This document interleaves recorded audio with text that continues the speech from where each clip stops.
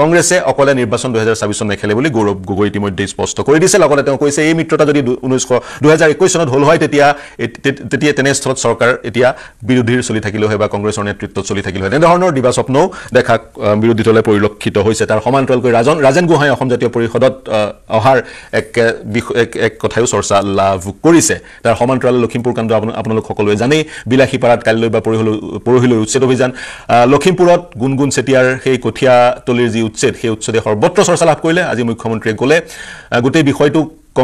বিষয়টোক লৈ কংগ্ৰেছে ৰাজনীতি কৰিছে আৰু কংগ্ৰেছৰ এই ৰাজনীতিৰ উদ্দেশ্য হৈছে যাতে বাংলাদেশৰ যি উচ্ছেদ অভিযান সেই উচ্ছেদ অভিযান বন্ধ হৈ পৰে এইবোৰ ঘটনাৰাজিয়ে এক প্ৰকাৰ প্ৰেক্ষাপট তৈয়াৰ কৰিছে 2024 নিৰ্বাচন বুলি বিভিন্নজনে ক'ব খোজে আলোচনা কৰিম ষ্টুডিঅ'ত উপস্থিত আছে সাইদুল ইছলাম বিশ্লেষক ৰাজনৈতিক বিশ্লেষক সম্বিত শৰ্মা ষ্টুডিঅ'ত উপস্থিত আছে কংগ্ৰেছৰ মুখপাত্ৰ কিছু সময়ৰ পিছত আমাৰ সৈতে সংযুক্ত হ'ব পুৰবী তালুকদাৰ সভানেত্ৰী মহিলা পৰিষদ অসম গণ পৰিষদ পংকজ লোচন গোস্বামী অসম জাতীয় পৰিষদৰ মুখপাত্ৰ তেওঁ আমাৰ সৈতে উপস্থিত আছে আৰু নুৰ আলম আছে ৰাইজৰ দলৰ মুখপাত্ৰ আৰু বিশ্বনাথ চাৰিআলিৰ পৰা আমাৰ সৈতে সংযুক্ত হৈ আছে দিগন্ত ঘাটোৱাল বিধায়ক ভাৰতীয় জনতা পাৰ্টি মই সাইদুল আপোনাৰ পৰা আৰম্ভ কৰিছোঁ আপুনি কিদৰে গোটেই ঘটনাৱলী কিদৰে আপুনি বিশ্লেষণ কৰে মিত্ৰতা প্ৰসংগটো যদি আপুনি পাতিব খুজিছে তেতিয়াহ'লে কথাটো এনেকুৱা যে বিৰোধীৰ যিটো মিত্ৰতা বিষয়ক কথা এই বিষয়ক কথাটো বহুদিন ধৰি চলি আছে কিছুদিন পূৰ্বে অত্যন্ত এক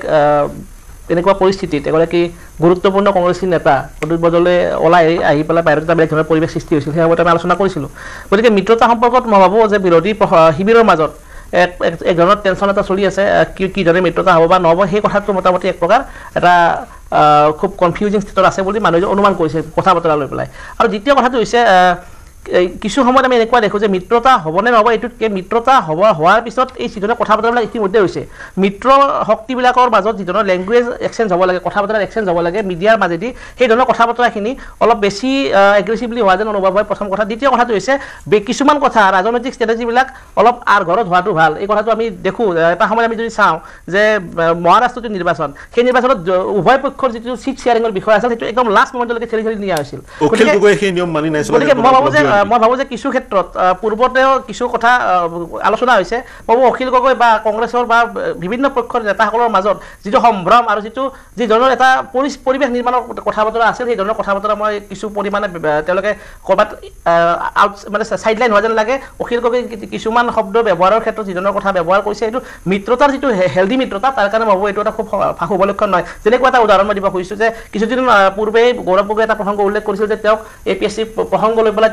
তেওঁলোকৰ দলটোক আক্ৰমণ কৰে অখিল গগৈয়ে হয় ইছ্যুটো এটা অত্যন্ত গুৰুত্বপূৰ্ণ ইছ্যু আৰু কংগ্ৰেছৰ দিনত সেই ধৰণৰ কথা বতৰা হৈছিল সেই বিষয়টো হয় কিন্তু মিত্ৰতা কেন্দ্ৰিক যিটো ৰাজনীতি সেই ৰাজনীতিত নিজৰ যিটো মানে ছিনিয়ৰ মিত্ৰ শক্তি বা যিটো বিগ বাজাৰ বুলি কয় সেই বিগ বাজাৰৰ লগত যিটো আমৰেলা কেন্দ্ৰিক এটা ৰামধেনু সদৃশ মিত্ৰতাৰ প্ৰসংগ তেওঁলোকে ভাবে সেই দলটোক যদি বিভিন্ন ধৰণে কথা বতৰা আগতীয়াকৈ থকা কৰা হয় বিজেপিৰ নিচিনা শক্তি যিটো শক্তিয়ে এই কথা বতৰাবিলাকক খুব ভালকৈ আৰ্টিকুলেট কৰে সেই কথাটো নিৰ্বাচনী যিটো প্ৰেক্ষাপট সেই প্ৰেক্ষাপটত বেলেগ ধৰণৰ আৰু এটা প্ৰসংগ যিহেতু এই প্ৰসংগত লুৰিণজ্যোতি গগৈ আৰু তেওঁৰ নেতৃত্বত দি থকা দল অসম জাতীয় পৰিষদ তেওঁলোকৰ কথা বতৰাবিলাক কিছু পৰিমাণে খুব আৰ্টিকুলেশ্যনটো কিছু পৰিমাণে কনষ্ট্ৰাকটিভ আৰু মই যিটো এই মুহূৰ্তলৈকে দেখিছোঁ ক'ৰবাত কংগ্ৰেছৰ লগত তেওঁলোকৰ এই ছিট শ্বেয়াৰিং সম্পৰ্কত হওক নহওক মিত্ৰতা প্ৰসংগত এটা কনফিডেন্স এটা তেওঁলোকৰ গঢ় লৈ উঠিছে তেনেকুৱা মোৰ ৰাইজৰ দলৰ ক্ষেত্ৰত ৰাইজৰ দলৰ ক্ষেত্ৰত দুই পক্ষই কংগ্ৰেছেও ক'ৰবাত অধিক কচিয়াছ হৈছে আৰু অখিল গগৈ অলপ বেছিকৈ আগবাঢ়ি যোৱা প্ৰসংগত দুটা পক্ষৰ পৰা যিধৰণৰ কথা বতৰা এক্সেঞ্জ হৈছে সেইটো এটা হেল্ডি মিত্ৰতাৰ অখিল গগৈয়ে কালি যিখন ৰাইজৰ অভিৱৰ্তন হৈছিল সেই অভিৱৰ্তনত উল্লেখ কৰিছে আমি ৰাজি কংগ্ৰেছে হৈছিল বজালেই আমি মিত্ৰতাত সোমাম 5খন আসন দিলেও কথা নাই 25খন আসন দিলেও কথা নাই 2খন আসন দিলেও কথা নাই অখিল গগৈয়ে ডেছ পাৰিছে এটা শ্ব' কৰিছে মিত্ৰতাৰ কাৰণে যিহেতু বিজেপিৰ প্ৰতিনিধিগৰাকী এই মুহূৰ্তত সংযুক্ত হোৱা নাই গতিকে আমাৰ ষ্টুডিঅ'ত উপস্থিত আছে কংগ্ৰেছৰ প্ৰতিনিধিগৰাকী ৰাইজৰ দল আৰু অসম জাতীয় পৰিষদ গতিকে মিত্ৰতাৰ প্ৰসংগটো যিহেতু চৰ্চাই লাভ কৰিছে কালি এখন ৰাইজৰ অভিৱৰ্তন অনুষ্ঠিত হৈছিল যিখন অভিৱৰ্তনত বিৰোধী দলৰ প্ৰায় প্ৰতিটো দলৰে প্ৰতিনিধি উপস্থিত আছিল মই কংগ্ৰেছৰ প্ৰতিনিধিগৰাকীৰ ওচৰলৈ যাম আপুনি মিত্ৰতাৰ বিষয়টো কেনেদৰে চাই অখিল গগৈয়ে কৈছে প্ৰথমতে নিজৰ ঘৰখন ঠিক কৰি লোৱা হ'ব তাৰপিছত মিত্ৰতাৰ দিশত আগবঢ়া হ'ব তাৰ সমান্তৰালকৈ তেওঁ অভিযোগ কৰিছে মিত্ৰ দলসমূহৰ মাজত বা নিজৰ দলতে বি টিম গুপ্তচৰ ইত্যাদি আছে কি ক'ব চাওক এই অখিল গগৈৰ প্ৰসংগটোত মই কওঁ যে অখিল গগৈ ডাঙৰীয়ে যিখিনি কথা যোৱাকালি কৈছে সেইটো একেবাৰেই যোগাত্মক কথা পজিটিভ কথা কৈছে লগতে এখেতে কোৱা এটা কথাত মই খালি ক'ম যে বাকীবিলাক কথা তেওঁ মোটামুটি তেওঁ পৰ্যালোচনা ঠিককৈ কৈছে কাৰণ এতিয়াও মই ভাবোঁ যে মিত্ৰতাৰ কাৰণে কিছু সময় আছে আজিৰ মিত্ৰতাটো কেনেধৰণে হ'ব কি হ'ব বা আগলৈ হ'ব বুলিতো ইংগিতটো স্পষ্ট যোৱাকালিৰ মিটিঙৰ পৰা একদম স্পষ্ট কোনোদিনাখনতো আৰু এতিয়া গৌৰৱ গগৈয়ে দায়িত্বভাৰ লোৱাৰ পিছৰ পৰা কথাবিলাক অকণমান বেলেগ হৈছে ভূপেন বৰা ডাঙৰীয়াৰ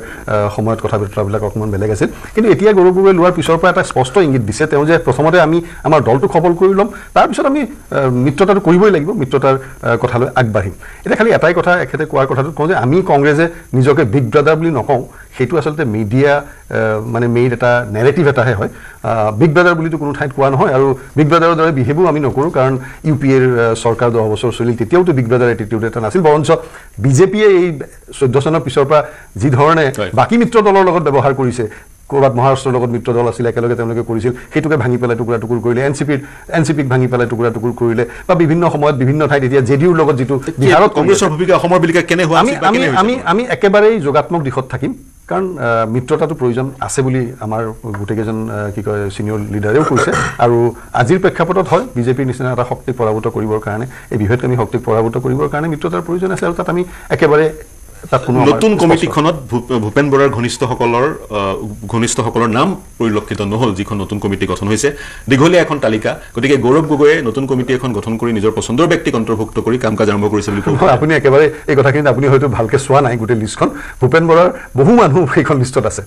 ভূপেন বৰাৰ লগত কাম কৰা প্ৰায়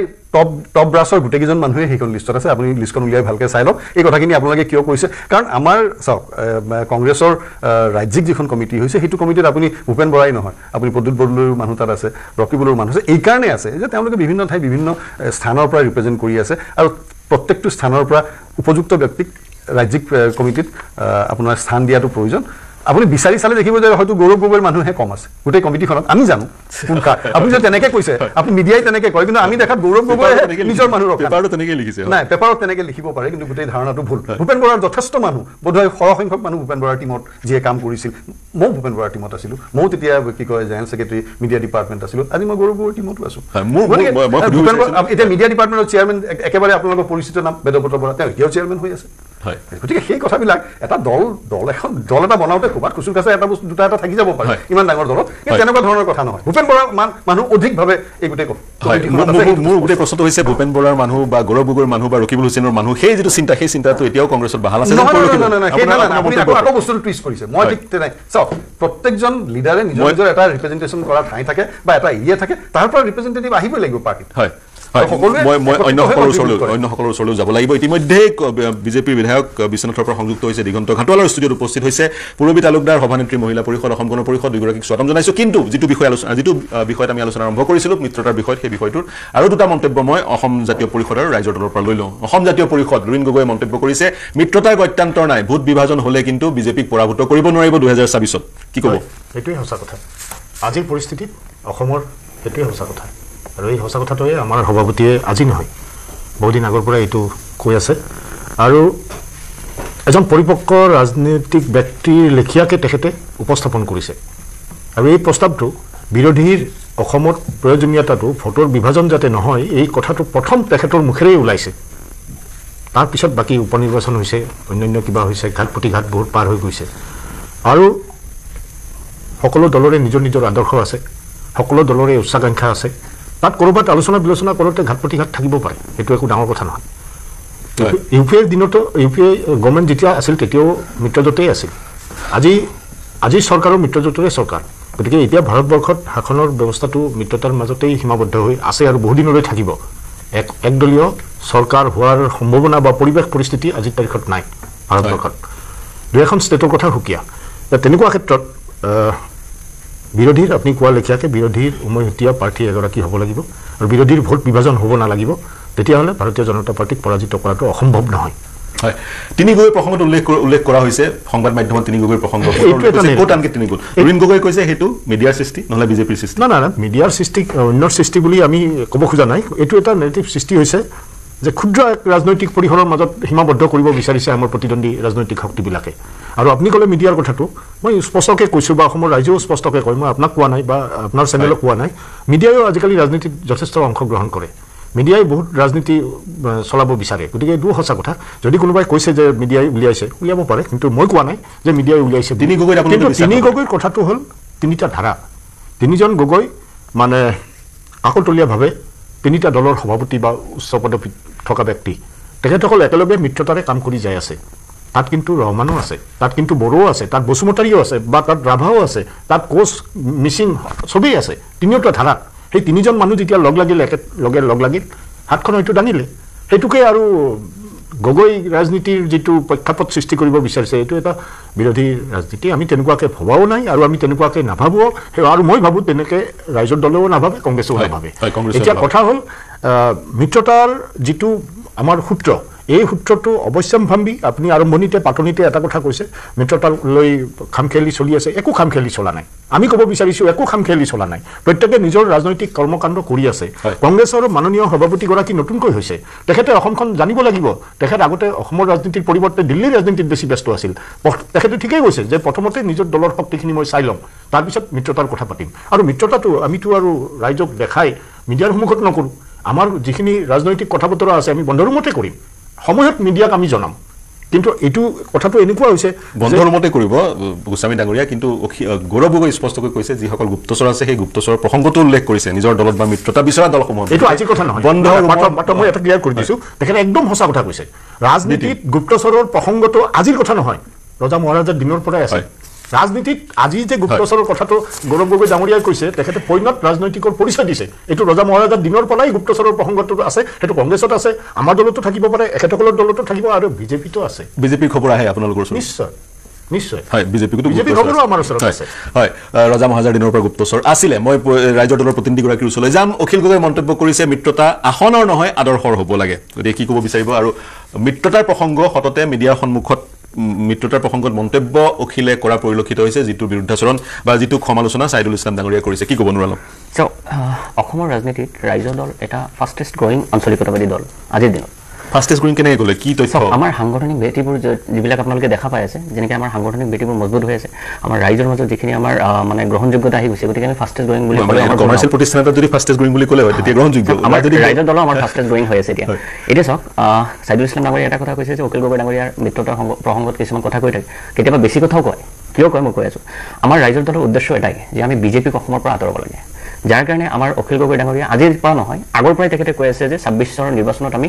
মিত্ৰতা কৰিব লাগে আৰু মিত্ৰতা কৰি পেলাই আমি বিজেপিক পৰাভূত কৰিব লাগে অসমৰ পৰা আৰু তাৰ কাৰণে এতিয়াৰ পৰাই আমি চিট শ্বেয়াৰিঙৰ কাৰণে নহয় আমি আমাৰ আদৰ্শবোৰ মতামতবোৰ ঠিক কৰিব লাগে যাতে আমি কাকো সুৰুঙা দিব নোৱাৰি যেনেকৈ ধৰক আপোনাৰ যদি আমি বিজেপিক কোনো ধৰণৰ চান্স দিব নালাগে যে এইটো সমষ্টি তেখেতসকলে জিকে হওক বা সেনেকুৱা সুবিধা কৰি দিব নালাগে যাৰ কাৰণে অখিল গগৈ ডাঙৰীয়া বাৰে বাৰে কৈ আছে যে আমি মিত্ৰতা কৰিব লাগে আৰু এটা কথা কৈছে যে তেখেতে কংগ্ৰেছক কিছু সমালোচনা কৰাৰ কথা কৈছে চাওক ৰাইজৰ দল এটা এতিয়া যিহেতু আমি মিত্ৰতা কৰিম ঠিক আছে কিন্তু তাৰ মানে এইটো নহয় যে আমি আমাৰ মতাদৰ্শৰ পৰা আঁতৰি আহি আমি কংগ্ৰেছক প্ৰত্যেকটো ভুলতো সমৰ্থন কৰিম এইটো নহয় কিন্তু কংগ্ৰেছে যদি ভুল কৰিছে আমি সেইটো সমালোচনা কৰাৰ আমাৰ প্ৰয়োজন আছে তেখেতসকলক কেতিয়াবা আমিও দিহা পৰামৰ্শ দিব লাগিব যে আপোনালোকে এইটো ভুলটো নকৰিব এতিয়া পূৰ্বতে কংগ্ৰেছৰ চৰকাৰ আছিলে সেই সময়ত ধৰক APSC কেলেংকাৰীৰ কথাটো তেখেতে কৈছে যে অখিল গগৈ ডাঙৰীয়া উল্লেখ কৰিছে কাৰণ আছে কাৰণ সেই সময়ত কৃষক মুক্তি সংগ্ৰাম সমিতি কৰি থকা অৱস্থাত অখিল গগৈক বাৰে বাৰে জেলত দিয়া হৈছিলে এটা কাৰণ আৰু সেই সময়ৰ সেই ৰাজপত্ৰিত বিষয়বোৰক আকৌ যেতিয়া চাকৰি ঘূৰাই দিয়া হয় গতিকে তেখেতৰ মানে বেয়া লগাটো স্বাভাৱিক আৰু সেইকাৰণে তেখেতে কৈছে যে নাই এইটো ঠিক হোৱা নাই বা তেখেতসকলৰ মতাদৰ্শৰ পৰা অলপমান হেৰি হৈছে সেই দলটোৰ সৈতে আপোনালোকে মিত্ৰতা কৰিবলৈ আগবাঢ়িছে সেই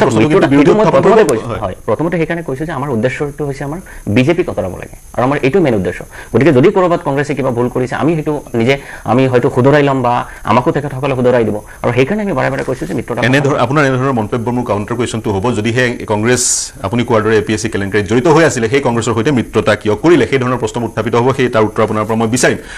যদিহে অখিল গগৈ কোৱাৰ দৰে আসন নহয় আদৰ্শৰ মিত্ৰতা হ'ব লাগে আদৰ্শৰ মিল কংগ্ৰেছৰ সৈতে ৰাইজৰ দলৰ ক'ত সেই প্ৰশ্নটো উত্থাপন হ'ব মই আহিম আপোনাৰ ওচৰলৈ আহিম মই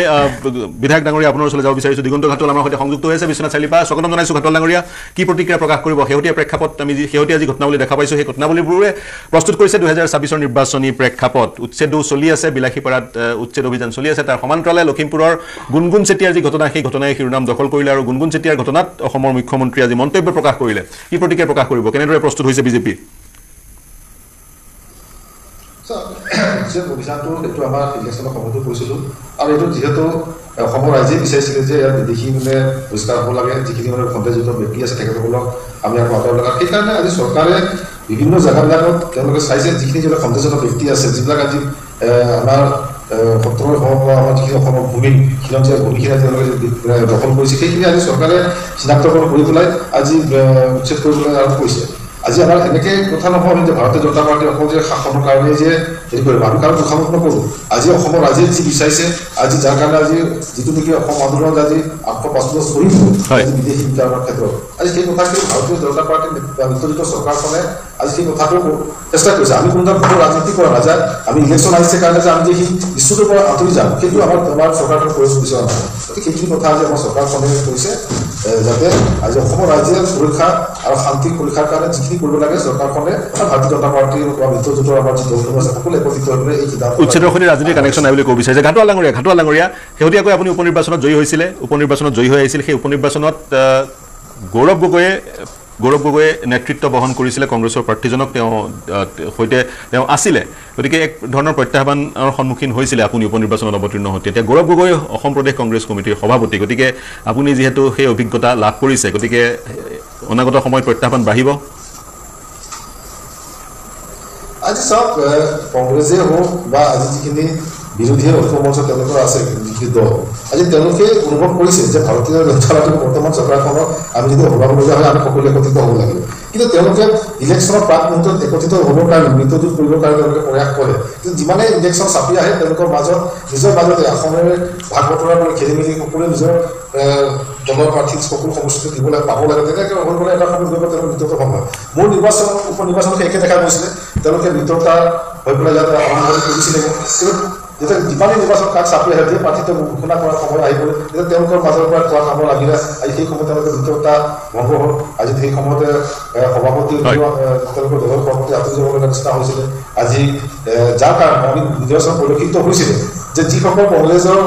কাৰ্যকৰ্তা তেখেতসকলে এই নিৰ্বাচনত তেওঁলোকৰ তাৰমানে তেনেধৰণৰ সক্ৰিয় অংশ দেখা পোৱা নাছিলে কোনো অকল গৌৰৱ গগৈৰ বাদে বাকী কোনো লিডাৰ তেনেকৈ আহি পেলাই যে নিৰ্বাচনৰ প্ৰচাৰ কৰা বা হেৰি কৰা বা মিত্ৰজোঁটৰ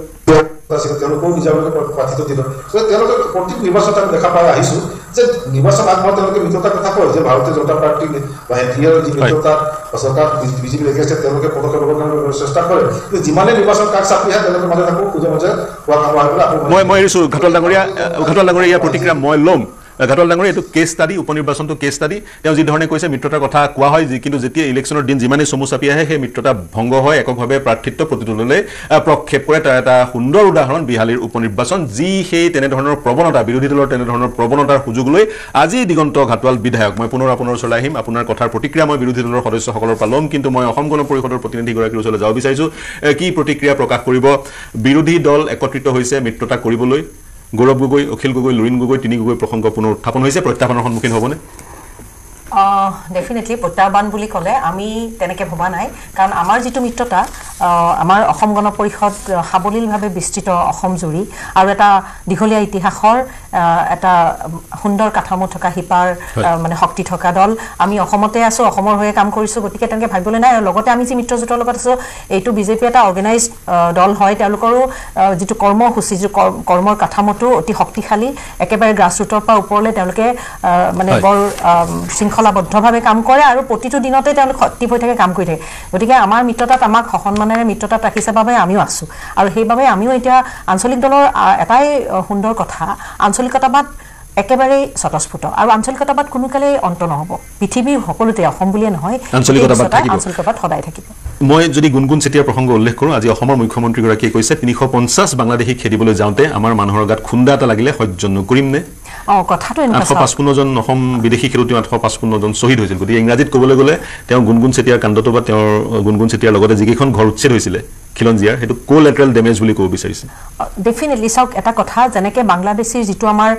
ইছ্যু যিটো আমাৰ মানে এটা দুৰ্ভাগ্য বুলি কওঁ অসমত যেনেকৈ বহিৰাগত সোমাইছিলে সেই তেতিয়া ছাত্ৰসকল কিবা ৰাজনৈতিক উদ্দেশ্যত ওলাই অহা নাছিল কিন্তু তেওঁলোকে এটা জাতীয় চেতনা লৈ পেলাই আমাৰ অধিকাৰ সম্পৰ্কত ওলাইছিলে আৰু সেইটোৱে আন্দোলনৰ সূচনা আছিল তাৰ পৰা গৈ আজি অসম গণ পৰিষদ আমি এইটো পৰিস্থিতি আহি পাইছোঁ আৰু এতিয়ালৈকে আমাৰ সেইটো সমস্যা সমাধান হোৱা নাই মানে ইট ইজ টু লেট আৰু বহুত বেছি সমস্যা সমাধান হ'বলৈ যাওঁতে এনেধৰণৰ এটা দুটা খুন্দা খালে আমি সহ্য কৰিব লাগিব কৰিব লাগিব মানে তেখেতে নিশ্চয় তেওঁৰ ব্যৱস্থা কৰা হ'ব হ'ব তেওঁ নিশ্চয় আমাৰ সেইটো মানে ধৰক যদি মাজত সোমাই গৈছে কিবা চাওক এটা যিটো সিদ্ধান্ত হয় যেতিয়া প্ৰেক্টিকেলি কামবিলাক কৰে তাত অফিচাৰ্ছ থাকিব কোনোবা থাকিব তাৰ মাজতে হয়তো মই একেবাৰে কথাটো ভিতৰলৈ যোৱা নাই বাৰু আপোনাক মই ছুটিকে কওঁ ইয়াত বিস্তৃত ক'বলৈ সময়বোৰ সেইটোত মানে আমি নিশ্চয় তেখেতৰ যদি কিবা লছ হৈছে ক্ষতিপূৰণ দিয়া 100% আৰু তেখেতক চোৱা যাব আমাৰ খিলঞ্জীয়া মানুহটো আমাৰ নিশ্চয় আমি চাম আমি বহিৰাগতৰ এগেইনষ্টতহে কথাটো আমাৰ কোনো ধৰণৰ জাতি ধৰ্মলৈ কথাটো হোৱা নাই বহিৰাগত বাংলাদেশী তেওঁলোক যাব লাগে হয় বাংলাদেশী উচ্ছেদ হ'ব লাগে বাংলাদেশী উচ্ছেদ হ'ব লাগে ক'লে যে বাংলাদেশী তাতে যদি বাংলাদেশী মানুহ আছে ভাৰতত বিজেপি চৰকাৰ মানে ৰাষ্ট্ৰত অসমত বিজেপি চৰকাৰ তেতিয়াহ'লে বাংলাদেশী কিয় খেদিব পৰা নাই তেতিয়াহ'লে বাংলাদেশী কিয় খেদিব তাৰমানে কি তেখেতসকলে এইটো মানে কি আপোনাৰ তেখেতসকলৰ মানে তেখেতসকলে যে পাৰা নাই বা ব্যৰ্থ হৈছে এইটো কথা কিয় স্বীকাৰ নকৰে তেখেতসকলে বাংলাদেশী খেতাত নহয় যদি ব্যৰ্থতা নহয় যুগ ধৰি আপোনালোকে কৈ আছে যে বাংলাদেশী আপোনালোকে আজি ডেটত কেইটা বাংলাদেশী খেদিলে অসমৰ পৰা আপোনালোকে কৈ আছে আকৌ কৈ আছে যে পূৰ্বে কৰি আছে আপোনাৰ কথাটো মই ক'লো আপুনি ক'ব বিচাৰিছে বৰ্তমানৰ চৰকাৰখনে বিদেশী খেলত ব্যৰ্থ হৈছে মই আহিম সেইটো প্ৰসংগলৈ আহিম কিন্তু দিগন্ত ঘাটোৱালে কেইটামান বৰ গুৰুত্বপূৰ্ণ কথা উল্লেখ কৰিছে সাইদুল ইছলাম মই আপোনাৰ পৰা আৰম্ভ কৰিছোঁ দিগন্ত ঘাটোৱালৰ মন্তব্যৰ আঁত ধৰি সুধিব বিচাৰিছোঁ বিৰোধীয়ে মিত্ৰতাৰ কথা কয় যিমানে নিৰ্বাচনৰ চমু চাপে তেওঁলোকৰ মাজত খামখেয়ালি বৃদ্ধি হয় প্ৰতিদলে নিজৰ প্ৰাৰ্থী প্ৰক্ষাপ কৰে একেবাৰে আমাৰ সন্মুখত বিহালীৰ উদাহৰণটো আছে গৌৰৱ গগৈয়ে কিন্তু বিহালীত এককভাৱে নিৰ্বাচন খেলাৰ পৃষ্ঠপোষকতা কৰিছিল বিষয়টো আপোনাৰ যিটো প্ৰসংগ সেই প্ৰসংগলৈ অহাৰ আগতে মই দুটা কথা অনুজ্ঞা কৰিছোঁ প্ৰথম কথাটো এইটো যে আঞ্চলিকতাবাদৰ যিটো এতিয়া অসমৰ যিটো গতি প্ৰকৃতি এইটো হৈছে কোনো কাৰণতে ৰাষ্ট্ৰীয় ৰাজনৈতিক যিবিলাক ৰাজনৈতিক দল আছে সেই দলৰ সহায় অবিহনে বা তেওঁলোকৰ যিটো আপুনি ধৰক মেইন গছ সেই গছডালত লতা টাইপত বগাবৰ কাৰণে এতিয়া আঞ্চলিকতাবাদ আছে নে আঞ্চলিকতাবাদৰ নিজা শক্তি আহৰণ কৰাৰ যিটো দক্ষতা সক্ষমতা বা পৰিস্থিতি এইটো আছে এইটো কিন্তু এটা গুৰুত্বপূৰ্ণ প্ৰশ্ন আৰু সেই কথাটো অসম গণ পৰিষদৰ ক্ষেত্ৰতো প্ৰযোজ্য অজাপৰ ক্ষেত্ৰতো প্ৰযোজ্য বা ৰাজ্য দলৰ ক্ষেত্ৰতো বিৰোধী যিটো ফেকশ্যন আছে যিটো বিৰোধী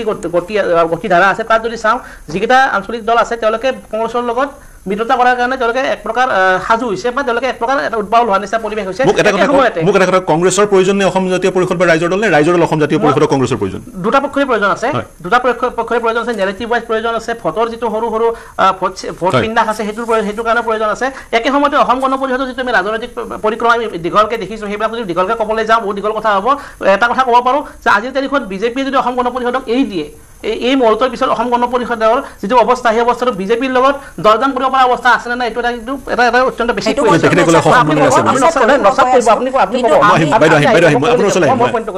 দ্বিতীয় কথা যদি উচ্ছেদৰ যিটো প্ৰসংগ এই প্ৰসংগটো এটা অত্যন্ত চেঞ্চিটিভ প্ৰসংগ এই এতিয়া অসমত প্ৰায় 6 লাখ বিঘা 2016 চনৰ তথ্য মতে 6,07,000 বিঘা ভিজিআৰ আৰু পিজিআৰ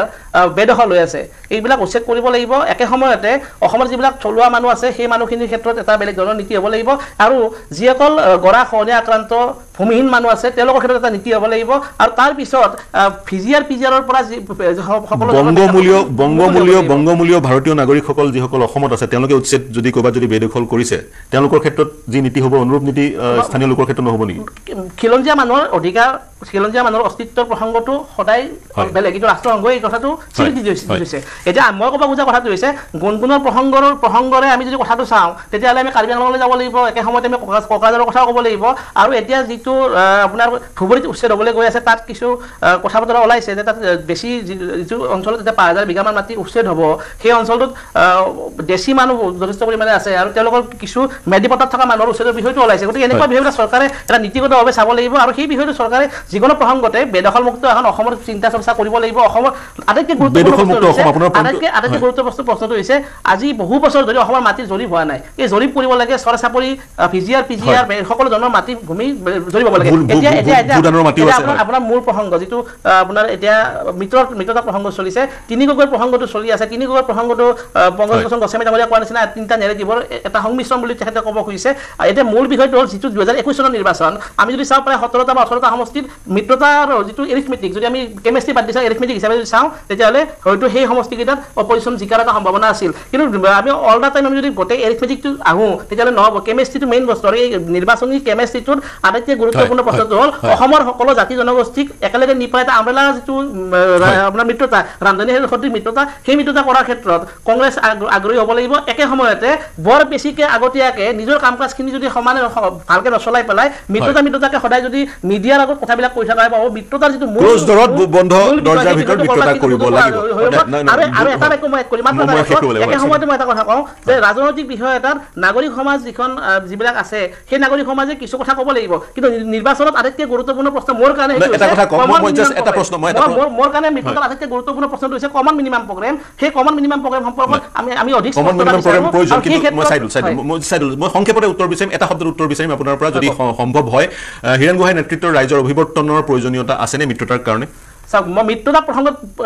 অসমৰ ৰাজনৈতিক পৰিস্থিতিটোত পৰিৱৰ্তনৰ যদি যিটো স্বপ্ন তেওঁলোকে দেখে বা প্ৰয়োজন আছে বুলি অনুভৱ কৰে সেইটো ক্ষেত্ৰত অসমৰ ৰাইজৰ প্ৰত্যক্ষভাৱে জড়িত হৈ তেনেধৰণৰ মই কিন্তু ভাবো যে ৰাজনৈতিকভাৱে সম্পূৰ্ণ প্ৰত্যক্ষভাৱে জড়িত নহয় পেলাই কথাবিলাক অলপ বেলেগ অৱকাশ আছে হয় মই গোস্বামী ডাঙৰীয়া কি ক'ব বিচাৰিম চাইদুল ডাঙৰীয়া যিখিনি কথা কৈছে মিত্ৰতা সম্পৰ্কত এইখিনি একদম ঠিক আছে সেইবিলাক মই ক'ব যোৱা নাই উচ্ছেদৰ সম্পৰ্কত আপোনালোকক মই এটা কথা ক'ব বিচাৰিছোঁ এই যে উচ্ছেদ বুলি চাৰিওফালে চিঞৰ বাখৰ হৈ আছে বা উচ্ছেদটো হৈ আছে উচ্ছেদৰ পিছৰ পৰ্যায়ত উচ্ছেদিত মানুহখিনিক লৈ পিছৰ পৰ্যায়ত চৰকাৰে যিখিনি ব্যৱস্থা লৈছে সেইখিনি কথা আলোচনা কিয় নহয় ৰাইজে জানিব খোজে নহয় সংস্থাপিত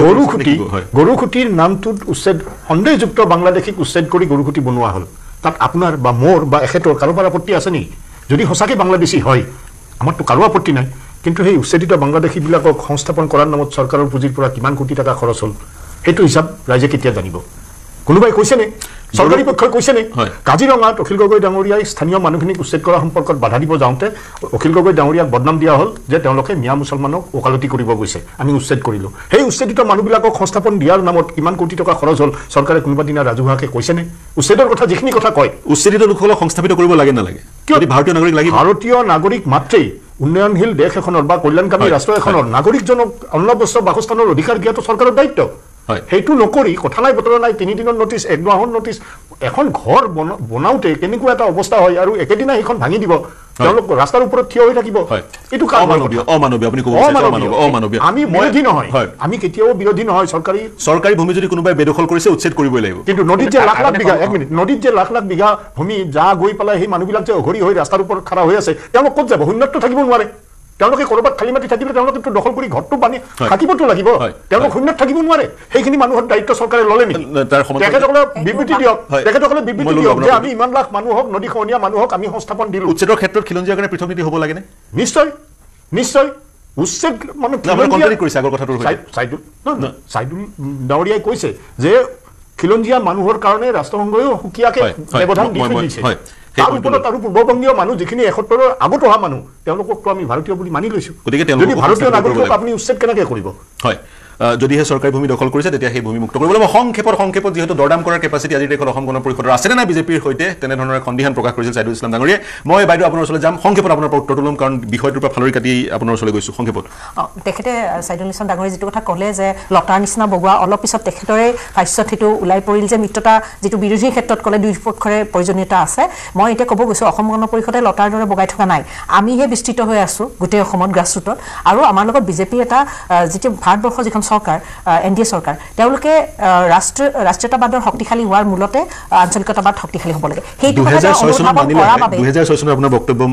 গ্ৰহণযোগ্য হ'ল হয় 2006 চনত বিগ ব্ৰাদাৰ আছিলে যদি বিগ ব্ৰাদাৰ শব্দটো ব্যৱহাৰ কৰোঁ অসম গণ পৰিষদ কিন্তু আজিৰ তাৰিখত সেই আপোনাৰ বক্তব্যটো কিমান গ্ৰহণযোগ্য হ'ব আজিৰ তাৰিখত আপোনালোকৰ বিধায়কৰ সংখ্যাই চাওক বা আপোনালোকৰ যি ধৰণে আগবাঢ়িছে গোটেই প্ৰক্ৰিয়া মন্ত্ৰীৰ সংখ্যাই চাওক নিশ্চয় সেইটো ক্ষেত্ৰত কি হ'ব লাগিব গ্ৰাছৰুটত কৰ্ম লাগিব যিটো আপোনাৰ সাংগঠনিক ভেটি শক্তিশালী হোৱা তাৰ লগতে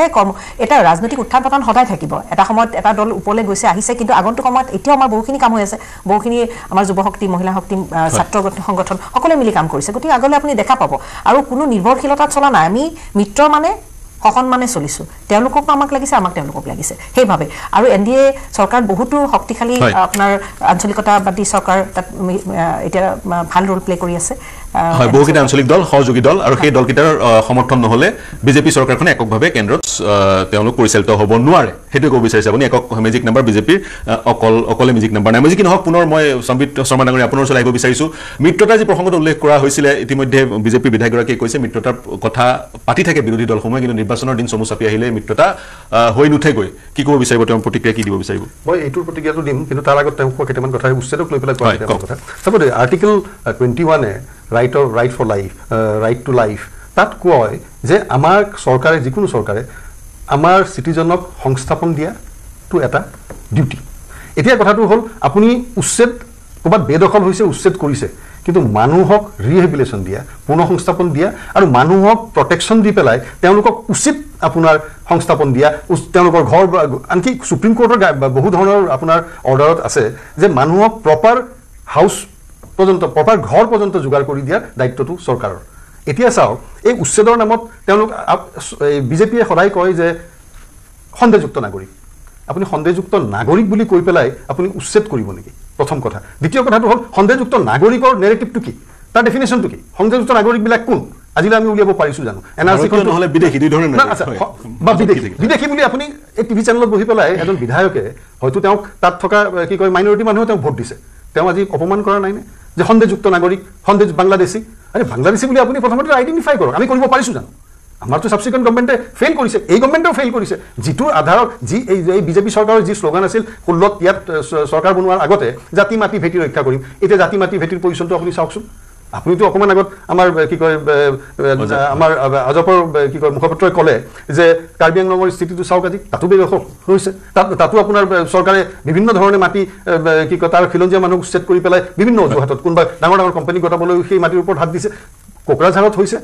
খিলঞ্জীয়া মানুহৰ সেই মাটিবিলাক দখল কৰিবলৈ লৈছে কোনোবা কোম্পানীক গতাবলৈ এতিয়া কথাটো হ'ল যে আপুনি এইবিলাক কিয় কৰি আছে এইবিলাক কৰাৰ এটাই উদ্দেশ্য হ'ল যে এইটো এটা মানে সাম্প্ৰদায়িক ৰাজনীতি তাৰ বাহিৰে অন্য একো নহয় কাৰণ এওঁলোকৰ হাতত আৰু বেলেগ একো নাই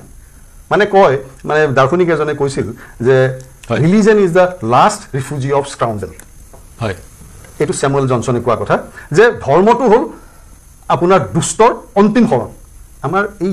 RSS বিজেপি এই গোটেই চৰকাৰখন এটা দুষ্টৰ চৰকাৰ আমাৰ মুখ্যমন্ত্ৰী এজন দুষ্ট মুখ্যমন্ত্ৰী তেওঁ নিজৰ দুৰ্নীতি ঢাকিবলৈ তেওঁৰ বিপক্ষে থকা দুৰ্নীতি চাওকচোন তেওঁ যোৱা 10 বছৰত কিমান সম্পত্তি আহৰণ কৰিছে প্ৰত্যেকটো খবৰ সদায় কি কয় আমাৰ সংবাদ মাধ্যমত ওলাই যে তেওঁলোকৰ পৰিয়ালৰ প্ৰায় 18টা কোম্পানী আছে তেওঁলোকৰ এছেট কাজিৰঙাৰ পৰা লৈ পেলাই গোটেই অসমত বিস্তাৰিত গুৱাহাটীৰ বিভিন্ন ঠাইত বিভিন্ন ধৰণে তেওঁলোকে সম্পত্তি আহৰণ কৰিছে এই গোটেইবিলাক বস্তু ঢাকিবলৈ লগতে চৰকাৰখনৰ অৱস্থাটো চাওক যে চৰকাৰে প্ৰত্যেকটো পেৰামিটাৰত ফেইল কৰিছে চৰকাৰে আজি আনএমপ্লয়মেণ্টৰ কথা কওক প্ৰাইভেটাইজৰ কথা কওক কতুৱে চৰকাৰখনে আপুনি চাওক এইখন চৰকাৰৰ 27,000 কোটি টকা আপোনাৰ ঠিকাদাৰক দিবলৈ বাকী আছে এইখন চৰকাৰে প্ৰায় 1 লাখ কোটি টকা প্ৰায় 1.5 লাখ কোটি টকাৰ ওপৰত 10 বছৰত লোন লৈছে আমাৰ অৰ্থনীতিৰ অৱস্থাটো চাওক সেইবিলাকৰ পৰা পৰিত্ৰাণ আমি দেখা নাই কিন্তু এওঁলোকে মানুহক উত্তেজিত কৰি পেলাই মই প্ৰতিক্ৰিয়া ল'ম দিগন্ত ঘাটোৱাল ডাঙৰীয়া আপুনি কংগ্ৰেছৰ মুখপাত্ৰগৰাকীৰ মন্তব্য শুনি আছিলে আপোনাৰ পৰা প্ৰতিক্ৰিয়া ল'ম তাৰপিছত মিত্ৰতাৰ প্ৰসংগটো লৈ যাম মই মিত্ৰতাৰ প্ৰসংগটো এৰি আনেক বিষয় লৈ গ'লো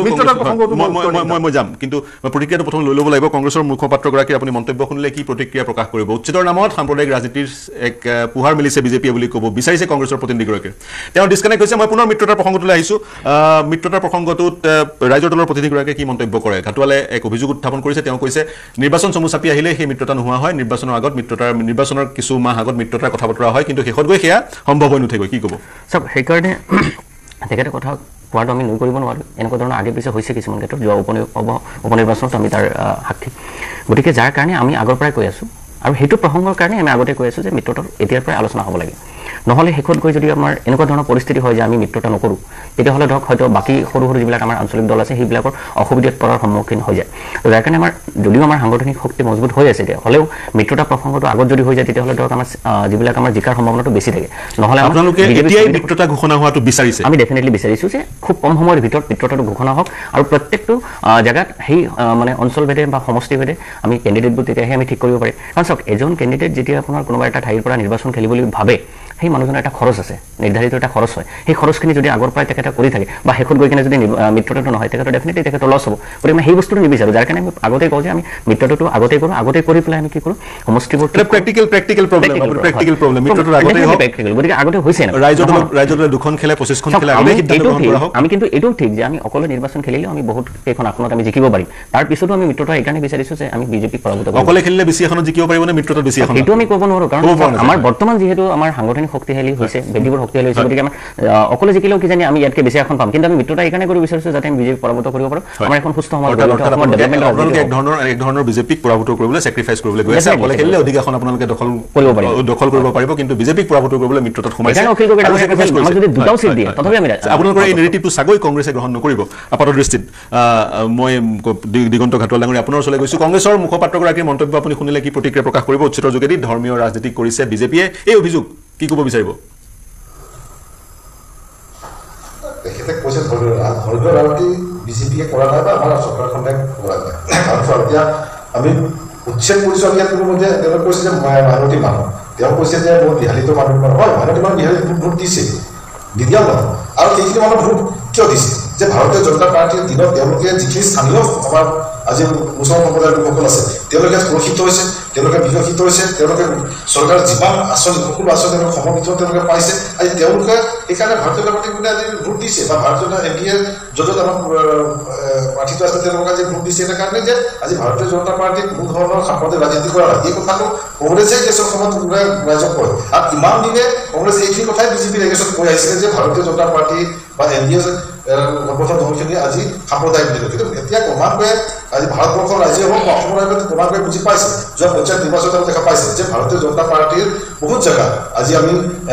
মুছলিম সম্প্ৰদায়ৰ অধিকৃত অঞ্চলসমূহতে ভাৰতীয় যথেষ্ট ভোট পাবলৈ সক্ষম হৈছে আৰু আমি পঞ্চায়ত নিৰ্বাচনত বহুতো আমাৰ মুছলিম সম্প্ৰদায়ৰ লোকো আজি আমাৰ পঞ্চায়ত নিৰ্বাচন জড়িত আজি মানে আমাৰ পঞ্চায়ত গঠন কৰিছে গতিকে আজি সেই সকলো লোক আজি বুজি পাইছিলে গতিকে এইখিনি ভাৰতীয় জনতা পাৰ্টীয়ে যে সাম্প্ৰদায়িক পৰিচয় নাই কৰা কোনে কৰিছে এই কথা যে অসমৰ জনসাধাৰণে বুজি পাইছে আৰু এই আৰু আপোনালোকে চাব এই কথাটো অহা পৰ্যায়ত আমাৰ যিটো ২৬ নিৰ্বাচন আছে তাতো এতিয়া আপোনালোকে সেই ফলাফল পাব যে আজি চাব সংখ্যালঘু লোকসকলো আজি ভাৰতীয় জনতা পাৰ্টীক ভোট দিব সংখ্যালঘু লোকে ভাৰতীয় জনতা পাৰ্টীক ভোট দিব মই এটা বাণিজ্যিক বিৰতি ল'ব লাগিব সেই কথাৰেই আৰু আপুনি কৈছে বিগত সময়ত সংখ্যালঘু লোক বিজেপিৰ প্ৰতি আকৰ্ষিত হৈছে আৰু বিজেপিয়ে বা বিজেপি শাসিত চৰকাৰখনৰ প্ৰতিনিধিয়ে দাবী কৰে যিবোৰ চৰকাৰী আঁচনি সেই আঁচনিসমূহ সমানুপাতিক ধৰণেৰে সংখ্যালঘু লোকসকলৰ ওচৰলৈ গৈছে ১০০%ৰ ৪০% সেই ধৰণৰ আঁচনি চাকৰিয়ে হওক বা অন্য সুবিধাই হওক সংখ্যালঘু লোকসকলে লাভ কৰিছে তেনেধৰণৰ দাবী ভাৰতীয় জনতা পাৰ্টীৰ আৰু ক'ৰবাত সংখ্যালঘু অধ্যুষিত অঞ্চলত বিজেপি জয়ী হোৱাৰ উদাহৰণো আছে এটা বিৰতি ল'ম পাতি আছিলোঁ মিত্ৰ আৰম্ভ কৰিছোঁ এজিপিৰ অসম গণ পৰিষদৰ পূৰবী তালুকদাৰ ডাঙৰীয়ানী আপোনাৰ পৰাই কি ক'ব বিচাৰিব পুনৰ বাংলাদেশী বিতৰণৰ ইছ্যুটোৱে এইবাৰ কেন্দ্ৰবিন্দু হৈ পৰিব নিৰ্বাচনৰ নহয় চাওক বাংলাদেশী বিতৰণৰ ইছ্যুটো কেতিয়াও ৰাজনীতি বুলিয়ে নহয় এইটো এটা অসমৰ এটা মানে এটা মৌলিক এটা আমাৰ সমস্যা আৰু সেইটো লৈ পেলাই আমি গোটেই অসমৰ সমগ্ৰ অসমবাসী ভাৰতবাসী আমি বিচাৰিছোঁ আমাৰ যিবোৰ বাহিৰৰ মানুহ তেওঁলোক যাবলৈ লাগে তাতে সেইটোত মানে যিটো আইনগতভাৱে যিবোৰ প্ৰচিডিউৰ হয় যি হয় সকলোৱে একত্ৰিত হৈ সেইটোৰ ওপৰত কাম কৰিব লাগে আৰু আগততো এইটো ইছ্যু লৈ পেলাই বহিয়ে থাকিলে এতিয়া একশ্যন কৰিছে একশ্যন কৰাৰ পিছতো তাত আৰু বেছি তাৰ পিছত প্ৰতিক্ৰিয়া কিছুমান হৈ থাকে আৰু এটা ইছ্যু ছাপ'জ আজি যিটো আপুনি গুণগুণৰ কথাটো ক'লে সেইটো ইছ্যু লৈ পেলাই আকৌ সেইটোৰ ওপৰত ৰাজনীতি হ'ব খোজে এইটো বেয়া কথা এটা কিবা এটা ভুল যেনেকুৱা গুণগুণৰ কঠিয়াৰ ওপৰত বুলডোজাৰ চলাব নালাগিছিল সেইটো বাৰু এটা ভুল হ'ল যি হয় সেইটোৰ ওপৰত এটা ৰিপেয়াৰ মানে সেইটো এটা সমাধান আহিব সেইটো কৰা যাব কাৰণ তেওঁ আমাৰ মানে লোকেল যিটো আমাৰ খিলঞ্জীয়া ভূমিপুত্ৰ এইটো লৈ পেলাই আমি ইছ্যু কৰাতকৈ আমি এইবিলাকৰ সমাধানৰ ক্ষেত্ৰতহে কথা পাতিবলৈ লাগে কিন্তু আমি যেতিয়া আমি বহোঁ সেইবিলাকৰ ওপৰত আমি আকৌ যিটো আমি বিচাৰিও থাকোঁ সেইটোকে আকৌ বিতৰ্ক কৰি আৰু পিছুৱাই লোৱা সাধনা হয় যিবোৰ আমাৰ সমস্যাবোৰ গতিকে আমাৰ হ'ল সমস্যা সমাধানৰ আমাৰ এটা সদিচ্ছা সকলো গোটেই অসমবাসীৰে যিমান ৰাজনীতি আছে এইটো ৰাজনীতিৰ উদ্ধত কিন্তু মই ভাবোঁ বাংলাদেশে যিটো সমস্যা আকৌ এই ৰাজনীতি কৰা হয় আপুনি যি উচ্ছেদৰ বিষয়টো উল্লেখ কৰা হৈছে বা গৰুখুটিৰ কথাটো কৈছোঁ গৰুখুটিত যিসকল লোকক উচ্ছেদ কৰা হ'ল ২০০ ঘৰৰ ফেমিলি তেওঁলোকক দলগাঁৱত পুনৰ সংস্থাপন প্ৰদান কৰা হ'ল যিহেতু তেওঁলোক ভাৰতীয় নাগৰিক সংস্থাপন প্ৰদান কৰাটো এক দায়িত্ব হৈ পৰে চৰকাৰৰ যিমানেই উচ্ছেদিত কৰে আৰু যদিহে কোনোবাই চৰকাৰী ভূমি দখল কৰিছে সেই ব্যক্তি উচ্ছেদিত হ'ব যি কি নহওক মই আহিব বিচাৰিছোঁ ৰাইজৰ দলৰ আমাৰ এইটো চৰকাৰৰ ক্ষেত্ৰতে যিখিনি কাম কাজক লৈ পেলাই অকণমান আগতে কৈছিলে মই আশা ক'ব বিচাৰিছোঁ এইখিনি সময়ত যিমানখিনি কাম কাজ হৈছে কাৰণ মই নিজৰ এজনী ৱাৰ্ড কাউন্সিলৰ হয় এগৰাকী তো মই যিমানখিনি কাম কৰিব পাৰিছোঁ ৰাইজৰ পৰা যিটো ফিডবেক পাইছোঁ মই ৰাইজৰ লগত গ্ৰাছৰুটতে থাকোঁ অনবৰত প্ৰতিটো দিনতে লগ পাওঁ তেওঁলোকৰ ফিডবেক যিটো পাইছে যে বহুখিনি কাম কৰিছোঁ মানে এটলিষ্ট মানে পথবোৰ আমাৰ ভিতৰুৱা আমি এইখিনি সুবিধা পাইছোঁ আমাৰ এজন মুখ্যমন্ত্ৰীৰ ফালৰ পৰা আমি কাম কৰিবলৈ পাৰিছোঁ কাম কৰিবলৈ সুবিধা পাইছে মই ৰাইজৰ দলৰ প্ৰতিনিধিগৰাকীৰ ওচৰলৈ যাম বহুকেইটা বিষয় কোনটো বিষয়ত মন্তব্য কৰিব বিচাৰিব মিত্ৰতাৰ বিষয়ত আপুনি ইতিমধ্যে স্পষ্ট কৰিছেই সোনকালে বিচাৰিছে মিত্ৰতা নহয় জানো চাওক সোনকালে হ'লে ডেফিনেটলি ভাল হয় মিত্ৰতাটো সোনকালে হ'লে আমাৰ ধৰক নিৰ্বাচন খেলাত অলপ সুবিধা হয় আৰু বিজেপি পৰাভূত কৰাত সুবিধা হয় তাৰ পিছত মই এটা প্ৰসংগত আপোনাক কথা উচ্ছেদৰ প্ৰসংগত কথাত এটা ক'ব বিচাৰিছোঁ যে ইমান ব্যৰ্থ মুখ্যমন্ত্ৰী এজন হ'লে তেখেতে নিজৰ ভাৰতীয় বা ৰাজ্যৰ জনসাধাৰণক বাংলাদেশী বুলি অভিহিত কৰিব পাৰে কিমান পৰ্যায়ৰ ব্যৰ্থ হ'লে সেইটো নহ'লে যদি আমি উচ্ছেদৰ বিৰোধিতা আমিও নকৰোঁ আমিও কওঁ যে উচ্ছেদ কৰক কিন্তু কেতিয়া যিবিলাক ভাৰতীয় নাগৰিক আছে সেই নাগৰিকবিলাকক সম্পূৰ্ণৰূপে পুনৰ সংস্থাপন দিয়ক তাৰপিছত উচ্ছেদ কৰক আমাৰ কোনো আপত্তি নাই আৰু দ্বিতীয় কথাটো হৈছে বিদেশীক মানে বিতাড়িত কৰাটো আমিও বিচাৰোঁ কিন্তু কেতিয়া ১৯৭১ চনৰ পিছত অহা যিবিলাক বিদেশী আছে বাংলা হিন্দু হওক মুছলিম হওক কোনো কথা নাই গোটেই মানুহবোৰক হিন্দুৰ কাৰণে নতুন কাট অফ ২০১৪ নাই সেইটো চৰকাৰে কি ইতিমধ্যে হৈ গ'ল কিন্তু কা আন্দোলনটো এনেই আনিলে কাৰণ তেখেতসকলে কোৱা মতে যে বাংলাদেশী হিন্দু অনা নাই ভাৰতত এনেকুৱা ধৰণৰ কিছুমান কথা কৈ আছে তেখেতসকলে গতিকে সেই আইনৰ কি প্ৰয়োজনীয়তা সেই আইনৰ প্ৰয়োজনীয়তা হয় যিহেতু বাংলাদেশী হিন্দু আহাই নাই অসমৰ বেলেগ সেই আইনৰ কি প্ৰয়োজনীয়তা আছিলে বেলেগ ৰাজ্যত মানে অসমত কি গুৰুত্বপূৰ্ণ প্ৰশ্ন কিন্তু আমি কা আইন গৃহীত হোৱাৰ ৫ বছৰ হৈ গ'ল কাৰ্যকৰী ইতিমধ্যে হৈ গ'ল কাৰ যোগেদি বহুতে নাগৰিকত্ব পালে কিমানে পালে তাৰ পৰিসংখ্যা বিভিন্ন সময়ত আহি থাকে মই অজাপৰ ওচৰলৈ যাম অসম জাতীয় পৰিষদ পংকজ লোচন গোস্বামী ডাঙৰীয়া কি ক'ব মিত্ৰতাৰ প্ৰসংগ উল্লেখ কৰিছে উচ্ছেদৰ কথাও পাতিছোঁ গতিকে অনাগত ইলেকশ্যনত বাংলাদেশীৰ ইছ্যুটো এটা জ্বলন্ত ইছ্যু হিচাপে আপোনাৰ প্ৰকাশ কৰিব মিত্ৰতা হ'ব হয় মই এটা শব্দতে কৈছোঁ মিত্ৰতা হ'ব আৰু মিত্ৰতা এনেকেতো নহয় কথা বতৰা আছে সকলোখিনি চাই মেলিয়ে মিত্ৰতা হ'ব আপুনি অজাপৰ কথাটো কৈছে অজাপৰ সৈতে কংগ্ৰেছৰ মিত্ৰতা হ'ব সকলোৰে কথা কৈছে চবৰে হ'ব সকলোৰে কথা কৈছে অসম জাতীয় পৰিষদে কেইখন এখনত প্ৰতিনিধিত্ব কৰিব মই মোৰ কৰ্তৃত্ব নাই সেইটো কথা কোৱাৰ মোৰ কৰ্তৃত্ব নাই মই বাইদেউৰ কথা এটাৰ উত্তৰ দিছোঁ যে কাম হৈছে এইখন চৰকাৰৰ দিনত তেখেত ৱাৰ্ড মেম্বাৰ হিচাপে কাম কৰিছে বাইদেউ ঋণং গীতং গীতং পিবে এটা কথা আছে এইখন চৰকাৰ অহাৰ আগতে 10,000 কোটি টকা লোন আছিল আৰু এইখন চৰকাৰ আগৰ চৰকাৰ অহাৰ পৰা এইখন চৰকাৰৰ এই 9 বছৰত 1,60,000 কোটি টকাৰ ঋণ হ'ল লোন লৈ কাম নকৰি কি কৰিব লোন লৈ কাম কৰিছে লোন লৈ কাম কৰিছে মানুহজনৰ মূৰৰ ওপৰত ধাৰৰ বোজা কিমান হৈছে আপোনাৰ মোবাইলত দিনত 3টাকে মেছেজ আহে এইবোলে ক্ৰেডিট কাৰ্ডৰ পৰা আপুনি 50,000 পাব এইবোলে অমুক বেংকৰ পৰা আপুনি 1 লাখ পাব এইবোলে অমুক বেংকৰ পৰা 5 লাখ পাব আপুনি লৈছে নেকি হয় আপুনি প্ৰডাক্টিভ কামত যদি পইচাকেইটা ব্যৱহাৰ নকৰে তেতিয়াহ'লে এই ধৰণৰ কথা বতৰাৰে কেৱল কমিশ্যনৰ ৰাজনীতি মানে 60% কমিশ্যনৰ ৰাজনীতিৰে উন্নয়ন কৰি সাময়িকভাৱে মানুহৰ বাহ ল'ব পাৰে কিন্তু দীৰ্ঘম্যাদী ক্ষেত্ৰত দেশৰ অৰ্থনীতি পংগু হৈ যাব এই বাৰ্তাটো আপোনালোকে একত্ৰিত হৈ বিৰোধী মঞ্চৰ ৰাইজৰ ওচৰলৈ লৈ যাব পাৰিব এইবাৰ চাওক মই এটা কথা কৈছোঁ চবেই কথা জানে হয় মোৰ ঘৰৰ ওচৰৰ এজনী ছোৱালী কোনো পধ্যেই তেখেতে হিন্দুত্ববাদ বিশ্বাস নকৰে বা বিজেপিক মানি নলয় এদিনালৈ যিদিনালৈ তেওঁৰ ছোৱালীজনী পাছ কৰোঁতে স্কুটিখন পালে তাৰ পিছত নিৰ্বাচনটোত তেখেতে নিজে ক'লে স্কুটিখন দিছে ভোটটো দিবই লাগিব এইটো স্বতঃস্ফূৰ্ত নে স্বতঃস্ফূৰ্ত নহয় পৰিকল্পিত স্বতঃস্ফূৰ্ত নহয় কাৰণ তেওঁলোকৰ কৰ্মীয়ে ঘৰলৈ গৈ কৈ আহিছে তোমাৰ ছোৱালীক স্কুটি এখন দিছে তুমি আৰু ভোটটো কিয় নিদিয়া সৰ্বসাধাৰণ মানুহৰ কথা এনে আঁচনি কাটি দিম সময় নাই গতিকে কংগ্ৰেছে বেয়া কৰাৰ কাৰণে আপোনালোকক 9 বছৰ শাসন দিলে আৰু চেণ্ট্ৰেলত 11 বছৰ 12 বছৰ শাসন দিলে আপোনালোকে কংগ্ৰেছে বাংলাদেশী নেখেদিলে কাৰণে জেদত ধৰি আপোনালোকে বাংলাদেশী এটা বেয়া কামে আন এটা বেয়া কামক জাষ্টিফাই নকৰে মই কংগ্ৰেছৰ চলাইছোঁ কংগ্ৰেছৰ চলাইছোঁ সংক্ষেপত এই উচ্ছেদৰ কথাটোতেই বুলডোজাৰ যিটো ৰাজনীতি হ'ল গোটেই দেশত চলিলে আমাৰ অসমতো চলিলে বুলডোজাৰ ৰাজনীতি সুপ্ৰিম কোৰ্টে পিছত ক'লে এইটো বেআইনী অনৈতিক বিভিন্ন ধৰণে সেইটোক 24তে বন্ধ কৰিলে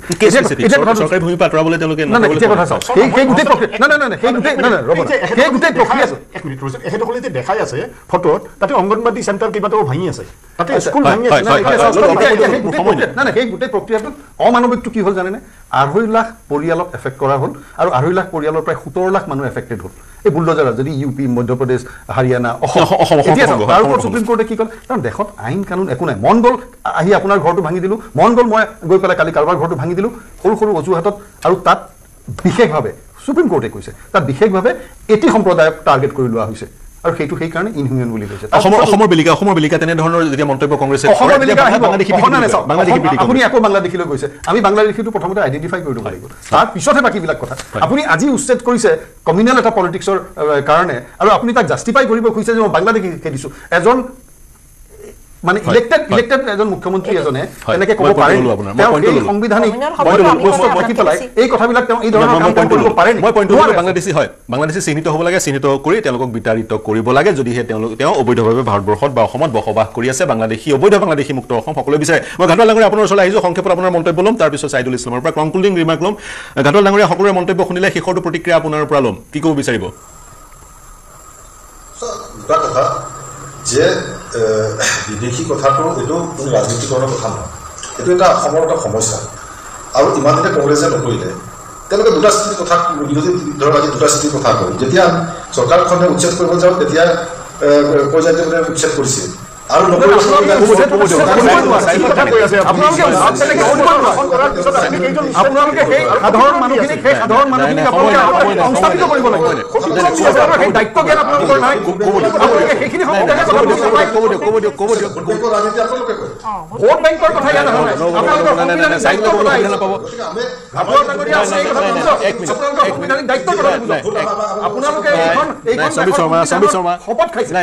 ক'ব দিয়ক হয় কি কৈছিলে আপুনি কি কৈছিলে সমাপ্ত কৰক সংক্ষেপত কি কথা কৈ আছে কি কৈছিলে আপুনি মই কৈছোঁ যে তেওঁলোকে স্থিতি এটা হ'ব লাগে যে বিদেশী পইচা হ'ব নালাগে তেওঁলোকে বিদেশী বহিষ্কাৰ বিচাৰ নিবিচাৰে আজি চৰকাৰখনে সেইটো ষ্টেপ লৈছে বিদেশী বহিষ্কাৰ বিচাৰ নিবিচাৰে হয় বিদেশী বহিষ্কাৰ বিচাৰ নিবিচাৰে হয় হয় মই ল'লো সমীৰ শৰ্মা ডাঙৰীয়া এই ল'লো আপোনাক এইলো চাইদুল শেষৰটো মন্তব্য কি ক'ব বিচাৰিব আপোনাৰ দৃষ্টিভংগী ভাৰতত বসবাস কৰা কোনো ব্যক্তিয়ে ইনক্লুডিং ইউ এণ্ড মি আপুনি মই সকলোকে ধৰি পেলাই কোনো ব্যক্তিয়ে ক'ব নোৱাৰে যে অনুপ্ৰৱেশকাৰীক ইয়াতে ৰাখিব লাগে এই কথাটো কোনেও ক'ব নোৱাৰে কনষ্টিটিউশ্যনে ক'ব নোৱাৰে এইটো কথা ক'বই নোৱাৰে ক'ব নোৱাৰে, দ্বিতীয় কিন্তু action লৈ নহয় দ্বিতীয় কথাটো হ'ল অসম গণ পৰিষদৰ যিটো পৰিক্ৰমা সেই পৰিক্ৰমাটোত বহু কাহিনী আছে বহু কথা আছে আজি কথা কওঁ সময় নাই হয় মই মাত্ৰ এটা কথা কৈছো যে অসমৰ পৰা বিদেশী বহিষ্কাৰৰ ক্ষেত্ৰত যিবিলাক আপোনাৰ হাতত অস্ত্ৰ আছিল NRCৰ পৰা আৰম্ভ কৰি সেইবিলাক একেবাৰে এতিয়া বানচাল কৰি দিয়া হ'ল তাৰ পিছত উচ্ছেদৰ বিষয়টো আমি একেবাৰে অনেক অস্ত্ৰ আহি আছে কিন্তু SIR আহি আছে মই ক'লো আমি 100বাৰ এই আপোনাৰ মঞ্চত কৈছো যে উচ্ছেদ হ'ব লাগে চৰকাৰী ভূমি বেদখলমুক্ত হ'ব লাগে এই কথাটো আমি 100বাৰ কোৱাৰ পিছতো কওঁ যে যদি অসম গণ পৰিষদে এই উচ্ছেদ কৰি পেলাই এইখিনি মানুহ সেইখিনি বোলে ঠেলি দিয়াটো যদি বিদেশী বিধান বুলি ভাবিছে তেতিয়াহ'লে মোৰ ক'ব লগা একো নাই 3 নম্বৰ কথা লোন লৈ পেলাই ৰাজ্য চলোৱাৰ যিটো বিষয় সেই বিষয়টো মই এটা বেগত শেষ কৰিম সেইটো হৈছে কেগে 2024 চনত যিখন প্ৰতিবেদন দিছিল সেই প্ৰতিবেদন উল্লেখ কৰিছে যে অসমৰ যি ঋণ লোৱা আছে সেই ঋণ উন্নয়নমূলক কামত বেছি ক্ষেত্ৰত ব্যৱহাৰ হোৱা নাই আৰু যিটো বিষয় এতিয়া আহি আছে হয়তো আপুনি মই বহুদিন আলোচনা কৰাৰ এটা সুযোগ পাম এইটো হৈছে ভোটাৰ তালিকাৰ ব্যাপক সংশোধনী আলোচনা কৰাৰ সুযোগ অনাগত সময়ত আলোচনা কৰাৰ সুযোগ পাম আৰ্টিকল 324 ৰ আন্ডাৰত এইটো এটা মেণ্ডেট এইটো ইলেকশ্যন কমিশ্যন অফ ইণ্ডিয়াৰ মেণ্ডেট কিন্তু অসমত এতিয়া এনআৰচিখন কি হ'বলৈ গৈ আছে গুৰুত্বপূৰ্ণ হ'ব কাইলৈ চাগে উচ্চতম ন্যায়ালয়ৰ শুনানি SIRক লৈ কাইলৈ উচ্চতম ন্যায়ালয়ে কি অবজাৰভেশ্যন দিয়ে সেয়া লক্ষণীয় হ'ব তাৰ সমান্তৰালকৈ অনাগত নিৰ্বাচনতো অবৈধ বিদেশীৰ ইছ্যুটোৱে শিৰোনাম দখল কৰিব বা চৰ্চাৰ কেন্দ্ৰবিন্দু হৈ পৰিব ৰাজনৈতিকভাৱে সেয়া ধ্ৰুৱ যি ধৰণে ঘটনাৱলী আগবঢ়িছে সেই ঘটনাৱলীয়ে অনাগত নিৰ্বাচনৰ ৰাজনৈতিক প্ৰেক্ষাপট প্ৰস্তুত কৰিছে সেই কথা গম পোৱা গৈছে মোৰ সৈতে সংযুক্ত হোৱাৰ কাৰণে ছাইদুল ইছলাম সম্বিত শৰ্মা পুৰবী তালুকদাৰ পংকজ লোচন গোস্বামী নুৰুল আলম আৰু দিগন্ত ঘাটোৱাল সকলোকে ধন্যবাদ জ্ঞাপন কৰিছো এই চিন্তাৰ সমলেৰে অনুষ্ঠান সামৰিছো প্ৰিয় দৰ্শক শুভৰাত্ৰি।